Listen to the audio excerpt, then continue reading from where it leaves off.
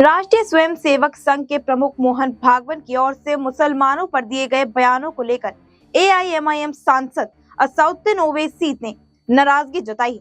असदुद्दीन ओवैसी ने बीते शनिवार को आरएसएस चीफ की ओर से दिए गए बयानों को पाखंड से भरा बताया है। उन्होंने ये भी साफ किया कि ऐसी बयानबाजी बेमतलब है।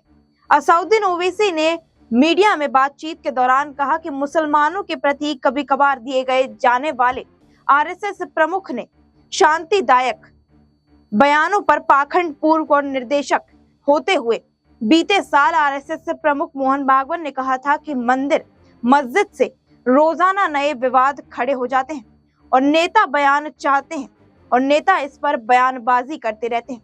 ऐसा नहीं होना चाहिए। हमें दुनिया को दिखाना है कि एक साथ रह सकते हैं।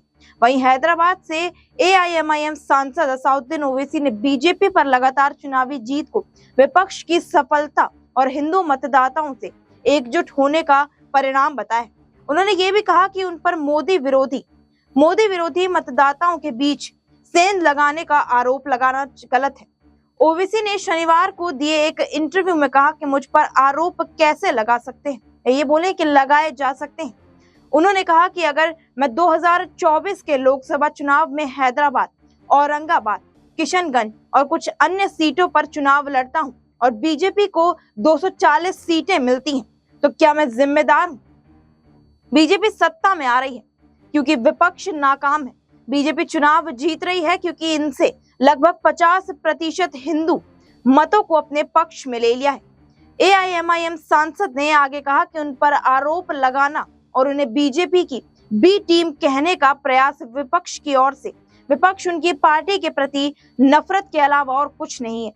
उनके कहने की ये बोले कि उनकी पार्टी प्रमुख रूप से मुसलमानों का प्रतिनिधित्व करती है। विपक्षी दल से एआईएमआईएम पर मोदी विरोधी पर मतों से सेंध लगाने का आरोप लगाए जाने पर ओवैसी ने पलटवार करते हुए कहा कि विपक्षी दल मुस्लिम वोट को सिर्फ चुनावी लाभ के लिए या ये बोले कि लाभ के रूप में देखती है, जबकि उनके वास्तविक मुद्दे पर ध्यान नहीं देते।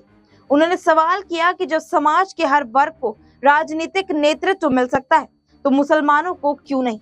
ये पूछे जाने पर उनका इशारा कांग्रेस की ओर है। उन्होंने कहा कि इनका इशारा बहुजन समाज पार्टी और समाजवादी पार्टी सहित सभी विपक्षी दल की ओर है। ओवैसी ने कहा कि यादव नेता होंगे, मुसलमान भिखारी होंगे।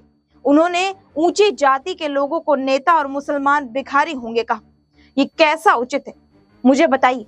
उन्होंने ये भी कहा कि भारत के संस्थापक नेताओं ने देश के लिए एक सहभागी लोकतंत्र के रूप में कल्पना की थी, तो मुसलमान की भागीदारी कहाँ है।